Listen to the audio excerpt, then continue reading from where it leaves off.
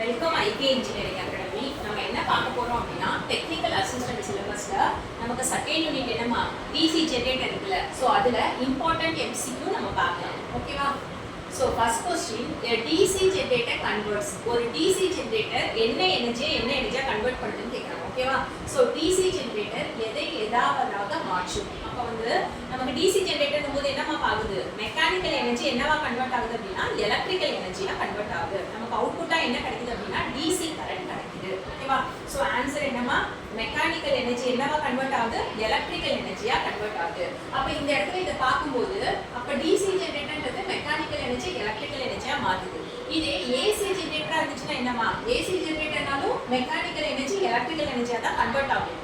ஆனா இந்த DC ஜெனரேட்டர்ல output வந்து டிசி கரண்ட் கிடைக்கும். ஆனா ஏசி ஜெனரேட்டர்ல அவுட்புட் என்ன கிடைக்கும் அப்படின்னா ஏசி கரண்ட் கிடைக்கும். அது என்னவா ஏசி ஜெனரேட்டர்னு கேட்டா, ஏசி ஜெனரேட்டரை தான் நம்ம என்னன்னு சொல்லுவோம் அப்படின்னா ஆல்டர்னேட்டர்னு சொல்லுவோமா. ஓகேவா? ஸோ இதுலயே நம்ம 2 எம்சிக்யூ முக்கியமா பார்த்துக்கோம். ஓகேவா? ஸோ டிசி ஜெனரேட்டர்னாலும் சரி, ஏசி ஜெனரேட்டர்னாலும் சரி, என்ன எனர்ஜி மாறுமா, மெக்கானிக்கல் எனர்ஜி எலக்ட்ரிக்கல் எனர்ஜியா மாறும். DC generator produces DC current, AC ஜெனரேட்டர்னா ஆல்டர்னேட்டர். ஓகேவா? ஸோ ஆல்டர்னேட்டர் என்ன ப்ரொடியூஸ் பண்ணோம் அப்படின்னா ஏசி கரண்ட் ப்ரொடியூஸ் பண்ணணும். ஓகேவா? Next question, working principle of DC generator. DC generator-இன் செயல்முறை அடிப்படை விதி என்ன?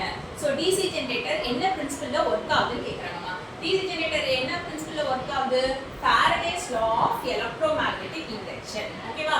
சோ Faraday's law-வை பொறுத்து தான் DC generator-ஓட working principle இருக்க போகுது. அப்ப Faraday's law-னா என்னமா, ஒரு கண்டக்டர் வந்து எப்ப வந்து மேக்னெட்டிக் ஃபீல்ட்ல ஒரு கண்டக்டர் வைக்கிறோம், அப்ப அங்க என்ன போயிட்டு இருக்கோம் அப்படின்னா, இப்படி வந்து 2 போல் இருக்கு, போலுக்கு நடுப்புற என்ன போயிட்டு இருக்கும்னா மேக்னெட்டிக் ஃப்ளக்ஸ் லைன் போயிட்டு இருக்கும். அங்க வந்து நம்ம கண்டக்டர் வந்து எப்ப அந்த மேக்னெட்டிக் ஃப்ளக்ஸ் லைனை கட் பண்ணுதோ அப்ப நமக்கு என்ன இன்டியூஸ் ஆகுமா, இஎம்எஃப் வந்து இன்டியூஸ் ஆகும், எலக்ட்ரோமோட்டிவ் ஃபோர்ஸ். சோ கண்டக்டர் எப்ப மேக்னெட்டிக் ஃபீல்டை கட் பண்ணுதோ அப்ப வந்து நமக்கு என்ன இன்டியூஸ் ஆகுது அப்படின்னா இஎம்எஃப் வந்து இன்டியூஸ் ஆகுது. இதுதான் என்ன அப்படின்னா Faraday's law of electromagnetic induction. இந்த பிரின்சிபலை பொறுத்து தான் நமக்கு எது வர்க் ஆகுது அப்படின்னா டிசி ஜெனரேட்டர் வர்க் ஆகுது. ஓகே மாமா? Next, third question, main part that cuts magnetic field. மின்னியல் களத்தை வெட்டும் முக்கிய பக்கம் என்ன அப்படின்னு கேக்குறாங்க. ஓகேவா? சோ மேக்னெட்டிக் ஃபீல்ட கட் பண்ற மெயின் பார்ட் என்னன்னு கேக்குறாங்க. என்னமா நமக்கு மெயின் பார்ட் மேக்னெட்டிக் ஃபீல்ட கட் பண்ணுது? முதல்ல டிசி ஜெனரேட்டர்ல ஸ்டேட்டார் என்ன ரோட்டார் என்ன நமக்கு தெரியணுமா. ஸ்டேட்டார்ன்றது ஸ்டேஷனரி பார்ட். ஓகேவா? நிலையா இருக்க போறது தான் ஸ்டேட்டார். ரோட்டார்ன்றது ரொட்டேஷனல் பார்ட், சுத்திட்டே இருக்க போறது தான் ரோட்டார். ஓகேவா? சோ ஸ்டேட்டார்னு ஒன்னு இருக்கு, நெக்ஸ்ட் என்னமா இருக்கு, ரோட்டார்னு ஒன்னு இருக்கு. ஓகேவா? இங்க நம்ம என்ன இருக்க போகுது, ரோட்டார் இருக்க போகுது, ஸ்டேட்டார்னா நிலையா இருக்க போகுது. அப்ப நமக்கு டிசி ஜெனரேட்டர்ல ஸ்டேட்டார்ல என்ன வந்து சுத்தி இருப்பாங்க அப்படின்னா ஃபீல்ட் வைண்டிங்க வந்து சுத்தி இருப்பாங்க ஸ்டேட்டார்ல. ஓகேவா? அப்ப நமக்கு போல சுத்தி என்ன இருக்கும், ஓகேவா, மேக்னெட்டிக் போல்ஸ் இருக்கும்லமா. சோ அந்த நார்த் போல் சவுத் போல் அந்த போல்ஸ் சுத்தி என்ன இருக்கும் அப்படின்னா நமக்கு ஃபீல்ட் காயில் இருக்கும். அப்ப ஃபீல்ட் வைண்டிங் தான் இதுல என்ன அப்படின்னா ஸ்டேட்டார் நிலையா இருக்க போகுது. அப்ப ரோட்டார்ல என்ன சுத்தி இருப்பாங்க அப்படின்னா ஆர்மேச்சர் வைண்டிங்க தான் ரோட்டார்ல சுத்தி இருப்பாங்க. ஓகேவா? சோ நமக்கு ஆர்மேச்சர்ல தான் என்ன வந்து நமக்கு வரப்போகுது, இஎம்எஃப் வந்து அதுல தான் இன்டியூஸ் ஆக போகுது. நெக்ஸ்ட் கண்டக்டர் வந்து எது மேக்னெட்டிக் ஃபீல்ட கட் பண்ணுதுன்னு கேட்டாலும் எதுமா கட் பண்ணுது, நம்மளோட ஆர்மேச்சர் தான் வந்து கட் பண்ணுது. ஓகேவா? சோ இந்த பேசிக் கான்செப்ட் தெரிஞ்சாதான் நம்ம லிங்க் பண்ணி ஆன்சர் பண்ண முடியுமா. அப்ப உங்களுக்கு டிசி ஜெனரேட்டர்னா எது வந்து நிலையா இருக்குன்னு கேட்கவும் சான்ஸ் இருக்கு எம்சிக்யூ. ஓகேவா? சோ ஸ்டேட்டார்னு கேட்கும்போது எதுமா ஸ்டேட்டார் நிலையா இருக்க போது, நமக்கு ஃபீல்ட் வைண்டிங் தான் ஸ்டேட்டாரா இருக்க போகுது, அதுதான் ஸ்டேட்டார்ல சுத்தி இருப்பாங்க. ஓகேவா?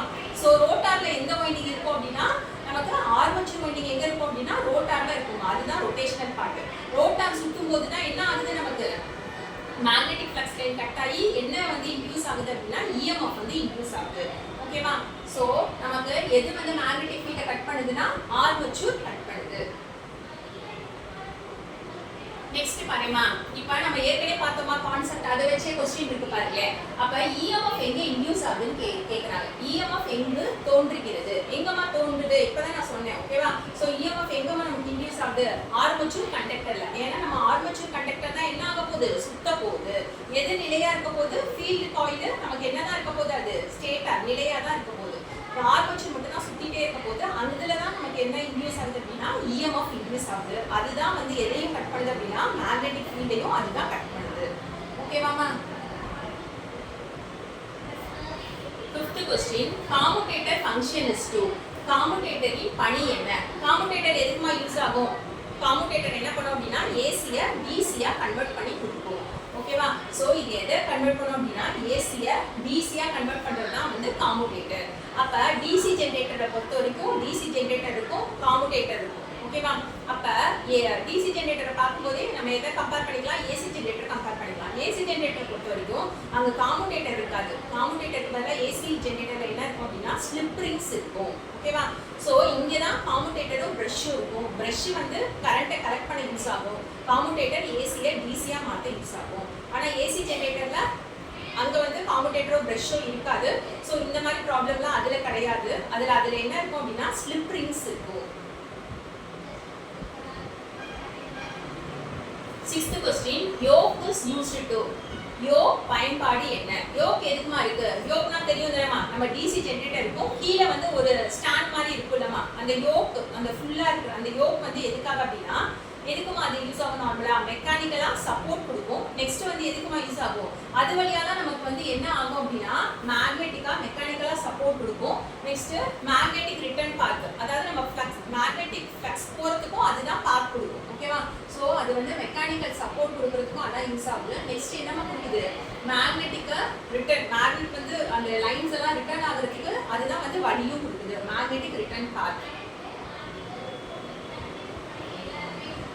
7th question, field winding is placed on. பத்தியமா இப்போ நம்ம ஏற்கனவே கான்செப்ட் பார்த்தது யூஸா இருக்காமா? ஃபீல்ட் வைண்டிங் எங்க வந்து வச்சிருப்பாங்கன்னு கேக்குறாங்க. ஃபீல்ட் வைண்டிங் எங்க வவுண்ட் செய்யப்படும்? ஓகேவா? ஃபீல்ட் வைண்டிங் எங்க வந்து சுத்தி இருப்பாங்கன்னு கேக்குறாங்க. நம்ம இப்பதான் பார்த்தோம்லமா, எங்க நமக்கு வந்து ஃபீல்ட் வைண்டிங் இருக்கும்? நடுப்புற என்ன இருக்கும்னு சொல்லியிருக்கேன், ஆர்மேச்சர் வைண்டிங் இருக்கும். அப்ப ஃபீல்ட் வைண்டிங் எங்க இருக்கும்? நம்மளோட போல்ல தான், துருவத்துல தான் என்ன வந்து சுத்திப்பாங்க, ஃபீல்ட் வைண்டிங் சுத்திப்பாங்க. அது என்ன ஆகாது? நகராது. எது வந்து நகரும்? ஆர்மேச்சர் தான் நகரும். சோ ஃபீல்ட் வைண்டிங் எங்க இருக்கும் அப்படின்னா போல்ஸ்ல இருக்கும், துருவத்தில். Next question, in separately excited DC generator field winding is. சேர்க்கையற்ற DC ஜெனரேட்டரில் ஃபீல்ட் வைண்டிங் எப்படி இருக்கும்? செப்பரேட்லி எக்ஸைட்டட் DC ஜெனரேட்டர்னால என்னமா சொல்றாங்க? Separately excited. அப்ப எக்ஸைட்டட்னும் போது இதுக்கு சப்ளை, ஃபீல்ட் சப்ளை வந்து எப்படி கொடுக்க போறாங்கன்னா செப்பரேட்லி தனியா கொடுக்க போறாங்க. அப்ப இந்த பேர்ல இருந்தே நமக்கு தெரியுது இது வந்து என்ன பண்றோம் அப்படின்னா இந்த செப்பரேட்லி எக்ஸைட்டட்ல ஃபீல்ட் வைண்டிங் எப்படி சப்ளை கொடுக்குறோம் அப்படின்னா supplied from external DC source. So உள்ள இல்லாம வெளியில இருந்து தனியா என்ன பண்றோம் அப்படின்னா ஃபீல்ட் வைண்டிங்க்கு தனியா DC source கொடுக்க போறோம். ஓகேவா? அதுதான் செப்பரேட்லி எக்ஸைட்டட். செல்ஃப் எக்ஸைட்டட்னா அதுக்குள்ளேயே கொடுக்கிறது தான் செல்ஃப் எக்ஸைட்டட். ஓகேவா? சோ செப்பரேட்லி எக்ஸைட்டட்னும் போது ஃபீல்ட் வைண்டிங்க்கு வெளியில இருந்து செப்பரேட்னாலே தனியா. ஓகேவா? சோ வெளியில இருந்து DC source நம்ம எங்க கொடுக்குறோமா? ஃபீல்ட் வைண்டிங்க்கு கொடுக்குறோம். 9th question, EMF equation of DC generator is. EMF formula என்ன? கண்டிப்பா EMF equation நமக்கு தெரிஞ்சிருக்கணுமா DC ஜெனரேட்டர்ல? ஏன்னா இந்த ஈக்குவேஷன் ஒன்னு கேட்பாங்க, இல்ல இந்த ஈக்குவேஷனை பேஸ் பண்ணி ஃபார்முலா வச்சு நமக்கு ப்ராப்ளம்ஸ் கண்டிப்பா வரும். ஓகேவா? சோ EMF equation நமக்கு தெரியும் தானேமா? E = என்னமா? pi ZNP by 60A. ஓகேவா? சோ இதுல ஒவ்வொரு தெரியும் தானே? pi னும் போது மேக்னெட்டிக் ஃப்ளக்ஸ், இங்க வந்து என்னமா? Z ன்றது number of conductors, speed, next என்னமா? P ன்றது போல்ஸ். ஓகேவா? அடுத்தது ஸ்பீட வந்து எதுல சொல்லுவோமா? RPM ல சொல்லுவோம். ஓகேவா? இது வந்து A வந்து என்னமா? Number of parallel path. ஓகேவா? சோ A ன்னு சொல்லும்போது அது வந்து லேப் வைண்டிங்கா வேவ் வைண்டிங்கான்னு பாத்துக்கணும். ஓகேவா? ஏனா A வந்து என்னமா இருக்கும்? சில நேரத்துல வந்து T க்கு ஈக்குவலா இருக்கும், இல்லனா என்னதுமா? A = 2 ஆ இருக்கும். சோ A வந்து லேப்பா வேவான்னு பாத்துக்கறேன். நெக்ஸ்ட் EMF ஈக்குவேஷன் என்ன நமக்கு தெரிஞ்சுக்கிறேன். இதுல ஏதாவது ஒன்னு கொடுத்துட்டு இப்ப நமக்கு பை P Z லாம் கொடுத்துட்டு n கேட்டா நம்ம A வந்து லேப்பா வேவான்னு பார்த்து நம்ம போட்டுடலாம். ஓகேவா? சோ அப்ப அதோட ஃபார்முலா நமக்கு தெரியணும். ஓகேவா? சோ EMF ஈக்குவேஷன் என்னமா? DC ஜெனரேட்டரோடது pi ZNP by 60A.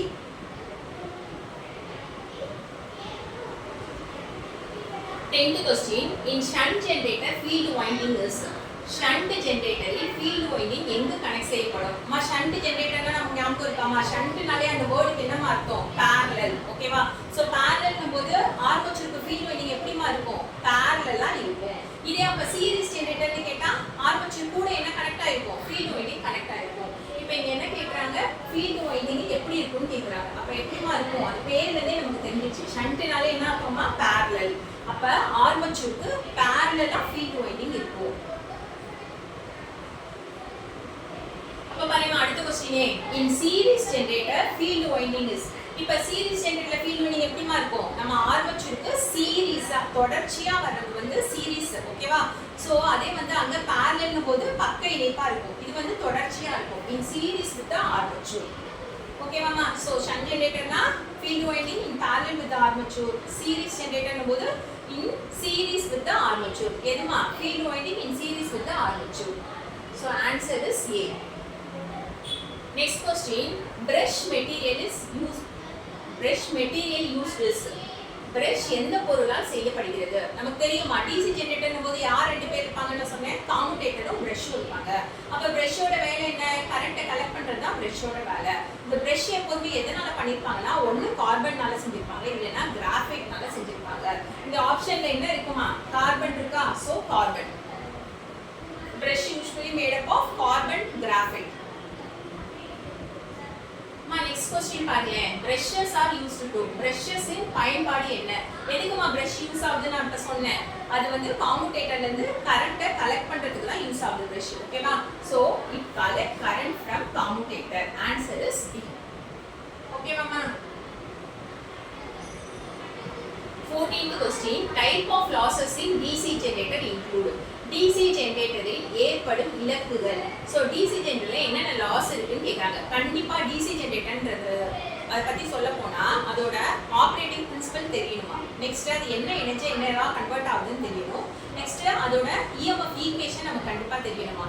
அப்புறம் ரொம்ப முக்கியமான டாபிக் என்ன அப்படின்னா இந்த லாசஸ் நமக்கு கண்டிப்பா தெரியணுமா. ஓகேவா? சோ DC ஜெனரேட்டர்ல என்னென்ன லாசஸ் இருக்குன்னு பார்த்தோம் அப்படின்னா copper loss, iron loss, mechanical loss இருக்கு.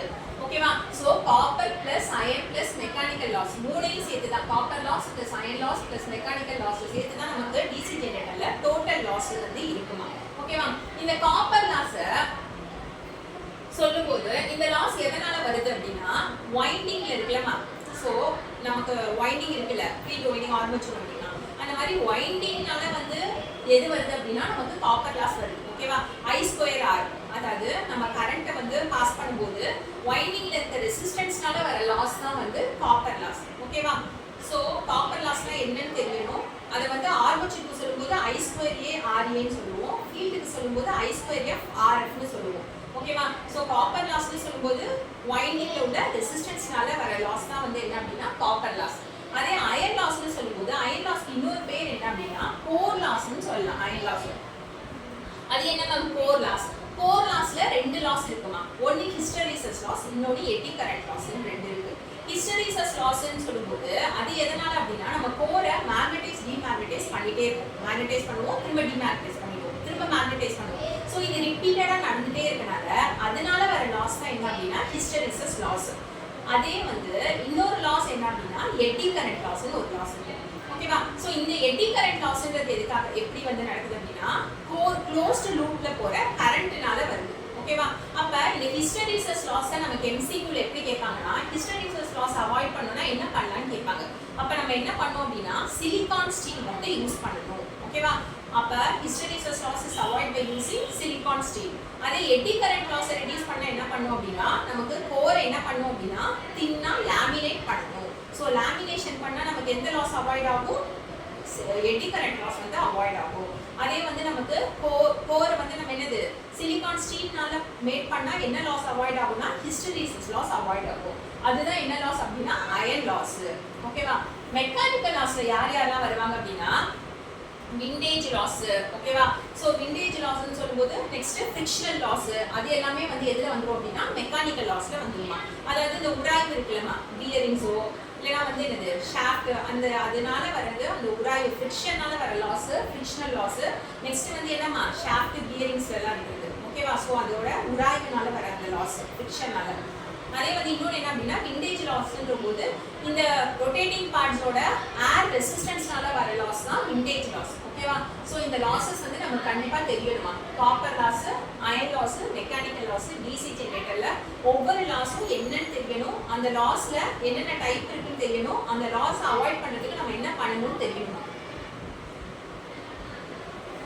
Next question 15th, critical related to critical speed எதை சார்ந்தது முத கிரிட்டிக்கல் ஸ்பீட்னா என்னன்னு தெரியும் ஓகேவா சோ ஒரு ஜெனரேட்டரை நம்ம ஆன் பண்ணும்போது அப்பதான் ஸ்டார்ட் ஆகுது அப்படின்னா ஸ்டார்ட் ஆகும்போது ஒரு மினிமம் ஸ்பீட்ல ஜெனரேட்டரால எவ்வளவு வோல்டேஜ் பில்டப் பண்ண முடியும்னு சொல்றது தான் என்ன அப்படின்னா கிரிட்டிக்கல் ஸ்பீட் இதெல்லாம் இந்த டேர்ம்ஸ் எல்லாம் நம்ம தெரிஞ்சுக்கணுமா கிரிட்டிக்கல் ரெசிஸ்டன்ஸ் கிரிட்டிக்கல் ஸ்பீட்ல நம்ம தெரிஞ்சுக்கணும் ஓகேவா சோ எந்த மினிமம் ஸ்பீட்ல ஜெனரேட்டரால வோல்டேஜ் பில்டப் பண்ண முடியுதோ அதால வந்து வோல்டேஜ் பில்டப் பண்ண முடியுதோ அந்த ஸ்பீட் தான் என்ன அப்படின்னா கிரிட்டிக்கல் ஸ்பீட் அப்ப செல்ஃப் எக்ஸைட்டட் ஜெனரேட்டரோட வோல்டேஜ் பில்டப் ஓகேவா ஸ்டார்ட் பண்ணும்போதே ஒரு கம்மியான குறைந்தபட்ச ஸ்பீட்லயே அதால எவ்வளவு வோல்டேஜ் பில்டப் பண்ண முடியுதுன்னு சொல்றது தான் என்ன அப்படின்னா சோ கிரிட்டிக்கல் ஸ்பீட்னு சொல்றோம்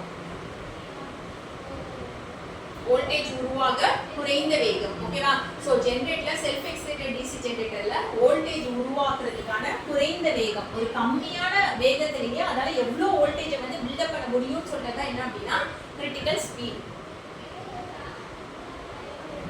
16th question if speed of DC generator doubles generated EMF will DC ஜெனரேட்டரின் வேகம் ரெட்டிப்பு ஆனால் EMF என்னமா சொல்றாங்க DC ஜெனரேட்டர்ல ஸ்பீட் வந்து டபுள் ஆனிச்சுனா அதோட EMF எப்படி இருக்குன்னு கேக்குறாங்க நம்ம இதுக்கு தான் EMF ஈக்குவேஷன் படிச்சிருக்கோம் EMF ஈக்குவேஷன் என்னமா நமக்கு pi ZNP by 60A ஓகேவா அப்ப EMF இது அதிகமாச்சுனா ஸ்பீடும் என்னமா ஆகும் டைரக்ட்லி ப்ரொபோர்ஷனல் தான் சோ ஸ்பீட் வந்து அதிகமாச்சு அப்படினா EMF என்னமா ஆகும் அதிகமா தான் ஆகும் அப்ப ஆன்சர் வந்து என்னமா இப்ப ஸ்பீட் டபுள் ஆனிச்சுனா EMF என்னதான் ஆக போகுது டபுளா தான் ஆக போகுது ஓகேவா சோ இத வெச்சு தான் நம்ம சொல்றோம் ஈக்குவேஷன் வெச்சு அப்ப n இன்கிரீஸ் ஆச்சு அப்படினா E என்னதான் ஆக போகுது இன்கிரீஸ் ஆக போகுது n டபுள் ஆச்சுனா E என்னதான் ஆக போகுது டபுளா தான் ஆக போகுது சோ நமக்கு क्वेश्चन ஈக்குவேஷன் பேஸ் பண்ணி கேட்டிருக்காங்க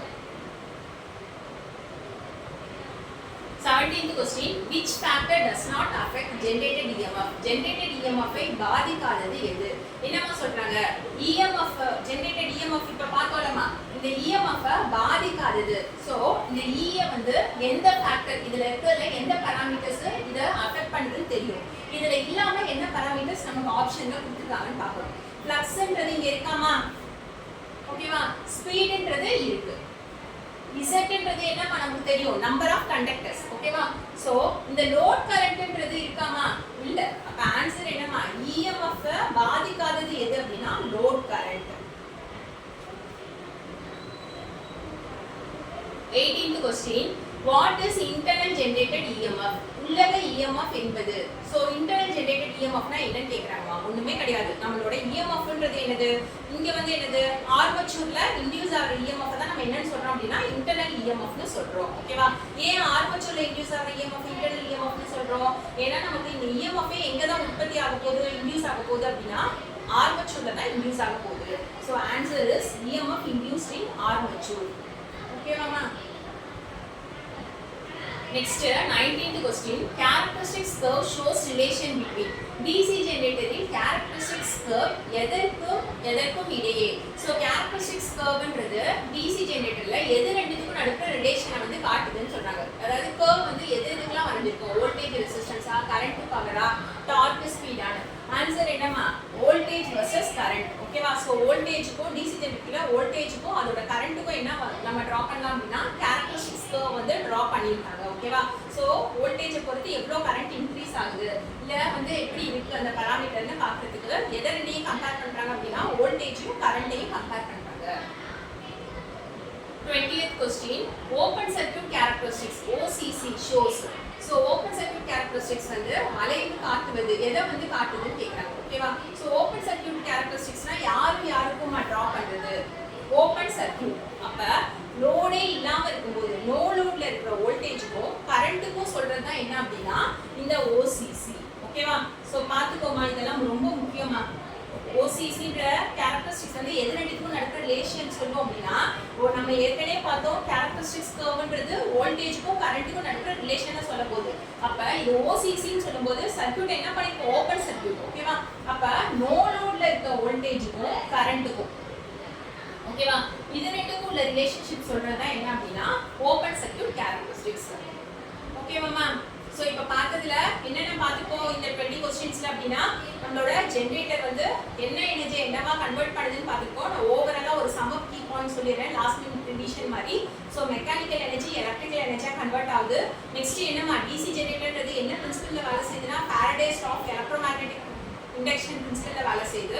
அப்படின்னா என்ன அப்படின்னா ஒரு கண்டக்டரை நம்ம என்ன பண்றோம் மேக்னெட்டிக் ஃபீல்ட வைக்கும்போது அது ரொட்டேட் ஆகும்போது என்ன ஆகுதுமா நமக்கு மேக்னெட்டிக் ஃப்ளக்ஸ் லைனை கட் பண்ணுது. அப்ப அந்த இடத்துல என்ன இன்டியூஸ் ஆகுது அப்படின்னா இஎம்எஃப் வந்து இன்டியூஸ் ஆகுது. அப்ப நமக்கு கொஸ்டின்ல இஎம்எஃப் எங்க இன்டியூஸ் ஆகுதுன்னு கேட்டா ஆர்மேச்சர் கண்டக்டர்ல தான் இன்டியூஸ் ஆகுது. ஓகேவா? நெக்ஸ்ட் இஎம்எஃப் ஓட ஈக்குவேஷன் நமக்கு தெரியணும் பை ZNP பை 60A. ஓகேவா? இதை வச்சு ப்ராப்ளம் கேட்கலாம். இல்லைன்னா என்னமா எந்தெந்த பராமீட்டர்ஸ் வந்து டைரக்ட்லி ப்ரொபோஷனலா இருக்கு இல்ல அதுல இது இல்லாத பராமீட்டர்ஸ் ஏதோ ஒன்று கொடுத்து இது வந்து இஎம்எஃப்க்கு சம்பந்தமா இருக்கா அப்படின்னு கேட்கலாம். ஓகேவா? லோட் கரண்ட் அந்த மாதிரி ஏதாவது ஒரு பராமீட்டர் கொடுக்கலாம். நெக்ஸ்ட் என்ன பார்த்தோம் அப்படின்னா லாஸஸ் ரொம்ப முக்கியமா ஜெனரேட்டர்ல. ஸோ என்னென்ன லாஸ் சொன்னோமா காப்பர் லாஸ் சொன்னேன், கோர் லாஸ் சொன்னேன், மெக்கானிக்கல் லாஸ் சொல்லியிருக்கோம். காப்பர் லாஸ்ன்றது எங்க இருக்கிறது நமக்கு வைண்டிங்ல இருக்க லாஸஸ். ஓகேவா? சோ வைண்டிங்ல இருக்க என்னதுமா நமக்கு I2R தான் வந்து என்ன அப்படின்னா காப்பர் லாஸ். ஓகேவா? அதே வந்து அந்த காப்பர் லாஸ் ஆர்மேச்சர் வைண்டிங்ல சொன்னா I2ARA, அதே ஃபீல்ட்ல சொன்னா I2FRL. ஓகேவாமா? அதே வந்து நமக்கு என்ன லாஸ் அயர்ன் லாஸ் இன்னொரு பேர் என்னன்னு சொன்னேன் கோர் லாஸ்னு சொல்றோம். அயர்ன் லாஸை ரெண்டா பிரிக்கிறோம். ஒன்னு ஹிஸ்டெரிசிஸ் லாஸ், இன்னொரு எடி கரண்ட் லாஸ். ஹிஸ்டெரிசிஸ் லாஸ்னா என்ன அர்த்தம் நம்ம கோரை மேக்னடைஸ் பண்ணி டிமேக்னடைஸ் இதே இதை திரும்ப திரும்ப பண்ணனால தான் நமக்கு எந்த லாஸ் வருது அப்படின்னா ஹிஸ்டெரிசிஸ் லாஸ் வருது. அப்ப இந்த ஹிஸ்டெரிசிஸ் லாஸ் அவாய்ட் பண்ணோம் அப்படின்னா நமக்கு கோர் எதனால வெயிட் பண்ணணும் சிலிகான் ஸ்டீல்னால வெயிட் பண்ணணும் தெரியணும். நெக்ஸ்ட் எடி கரண்ட் லாஸ்னும் போது க்ளோஸ்ட் லூப்ல போற கரண்ட் தான் நம்ம என்ன சொல்றோம் அப்படின்னா எடி கரண்ட்னு சொல்றோம். சோ இந்த லாஸ் அவாய்ட் பண்ணோம் அப்படின்னா நம்ம கோர் என்ன பண்ணணும் அப்படின்னா லேமினேஷன் பண்ணணும். இதெல்லாம் MCQ பாயிண்ட் ஆஃப் வியூல நமக்கு தெரியணும். ஓகேவா?